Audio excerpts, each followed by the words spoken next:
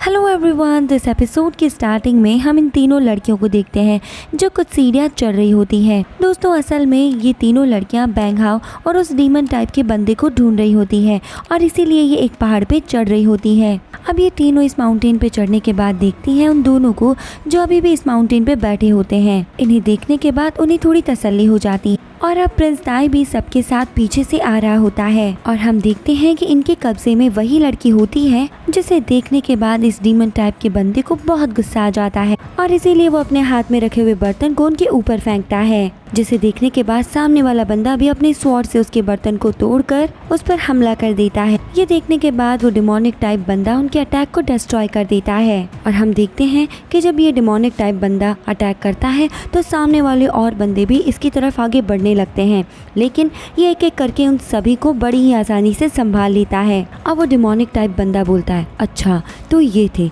जिनकी वजह से ये फॉर्मेशन इतने टाइम तक बनी रही थी। बैंग हाओ, सच में कहना पड़ेगा यार, तुम्हारे पास काम के लोग तो हैं। ये सब देखकर और सुनकर बैंग हाओ जोर जोर से हंसने लग जाता है और खड़ा होकर कहता है कि साथियों, मैंने इसके साथ ग्रुप अप कर लिया है, ये हमारा ही साथ देगा, तो इस पे अटैक करने की अब कोई जरूरत नहीं है। ये सुनने के बाद बैंग हाओ के सारे साथी हैरान हो जाते हैं।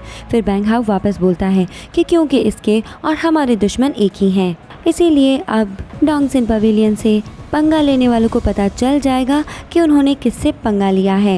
ये सुनने के बाद बैंग हाओ के साथ ही अपने वेपन्स को नीचे रख लेते हैं और उस लड़की को भी खुला छोड़ देते हैं। दोस्तों, हम देखते हैं कि इसके बाद हमारा सीन चेंज होता है और ये सभी अब डोंगसिन पवेलियन के हॉल में एंट्री लेते हैं। यहाँ आके ये सब देखते हैं कि यहाँ के सब लोग मारे जा चुके हैं और यहाँ की स्थिति भी बहुत खराब होती है, सब कुछ तहस नहस हो चुका होता है। ये देखकर वो सब बहुत हैरान हो जाते हैं। अब वो गोल्डन ड्रैगन बोलता है कि ये क्या हुआ, हमने तो अभी अभी अपनी डोंगसिन पवेलियन को स्टेबल किया था, देखो लोगों को, अभी से ही लोग हमसे बदला लेने के लिए हमारे पीछे पड़ चुके हैं। ये देखकर या और सुसैन बैंग हाओ के सामने खड़े हो जाते हैं और कहते हैं हम बैंग हाओ को बचा कर रहेंगे। अब बैंग हाओ इन्हें चुप कराता है और वो सारे मास्टर्स को देखता है जो उसके सामने घुटनों पर झुके होते हैं। वो सभी बैंग हाओ से कहते हैं कि मास्टर, हमें माफ कर दीजिए, ये सब कुछ हमारी ही वजह से हुआ है, हम 20 साल तक कैद में थे, इसी वजह से हम बहुत ज्यादा एग्रेसिव हो चुके थे और उसी एग्रेसिवनेस की वजह से इसकी ये हालत हो चुकी है। अब गोल्डन ड्रैगन बोलता है,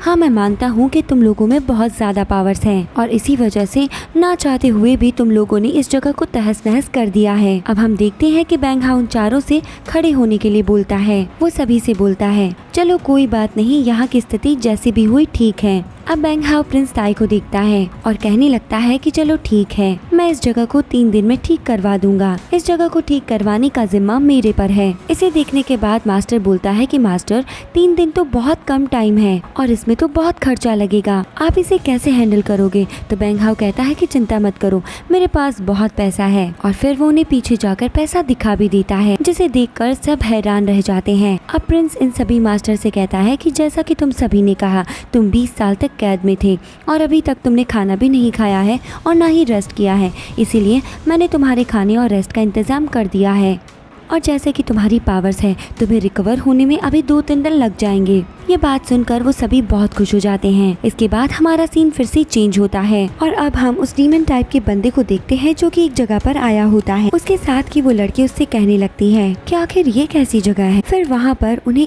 एक जगह पर ब्लड बढ़ा हुआ नजर आता है, जिसे वो डीमन टाइप बंदा चेक करता है। हम देखते हैं कि वो अपने हाथ में से कुछ बक्स को निकालता है, जो बक्स इस ब्लड को चेक करने लगते हैं। इसके बाद उनके सामने एक पोर्टल खुलता है जिसमें वो तीनों चली जाते हैं। पहले तो वो 2 ही इस पोर्टल के अंदर जाते हैं, लेकिन मुयान उनको देख के कहती है कि मैं भी तुम्हारे साथ आऊंगी, लेकिन वो डीमन टाइप बंदा उसे मना कर देता है कि मैंने बैंग हाओ के कॉन्ट्रैक्ट में ये साफ लिखा था कि मैं तुम्हें अब और बंदी नहीं बनाऊंगा, इसीलिए मैं तुम्हें अब छोड़ रहा हूँ, तुम मेरी कैद से जा सकती हो। लेकिन मुयान जिद पे अड़ जाती है कि नहीं, मैं कहीं नहीं जाऊंगी, मैं तुम्हारे साथ ही आऊंगी। अब हम देखते हैं कि फाइनली वो तीनों उस पोर्टल के अंदर चले जाते हैं। इसके बाद हमारा सीन फिर से चेंज होता है।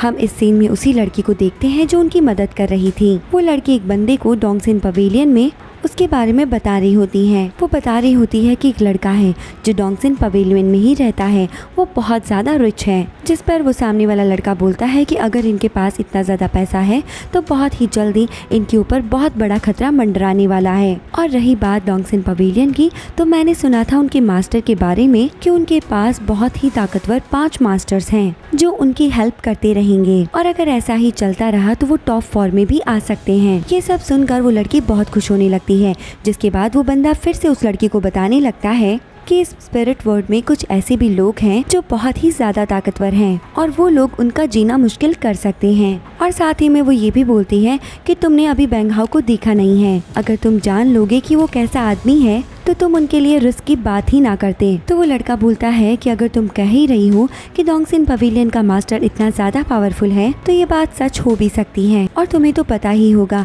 कि 20 साल पहले डोंगसिन पवेलियन कैसे तबाह हो गया था। और वो ये भी कहता है कि मैंने तो यही सुना था भाई कि वो रातों रात खत्म हो गया था, और मैंने ये भी सुना था कि वो 3 सेक्ट जो सबसे ज्यादा पावरफुल हैं उन्होंने ही डोंगसिन पवेलियन की हालत टाइट करी थी, लेकिन मुझे पता है कि उन तीनों ने तो ऐसा कुछ नहीं किया था, ये सिर्फ एक रूमर है। अब ये सब बोलने के बाद में वो बंदा कुछ नोटिस करता है कि पानी गिर रहा है, यानी कि ऊपर कुछ लोग आ गए होंगे। फिर वो देखता है कि उनके ऊपर से कुछ लोग भाग रहे होते हैं। उनको देखकर वो लड़की कहती है ये लोग अच्छे होंगे या बुरे पता नहीं। अब ये लड़का उन लोगों के पीछे चला जाता है, जिसे देखकर वो लड़की उसे चिल्लाते हुए कहती है रुक जाओ मेरे लिए। और यहाँ पर फिर वो एक सिक्का फेंक कर उसी लड़के के पीछे पीछे जाने लगती है। और इसी के साथ हमारा ये एपिसोड यहाँ पे एंड हो जाता है। तो फ्रेंड्स, आपको ये एक्सप्लेनेशन कैसा लगा आप हमें कमेंट सेक्शन में कमेंट करके ज़रूर बताइएगा।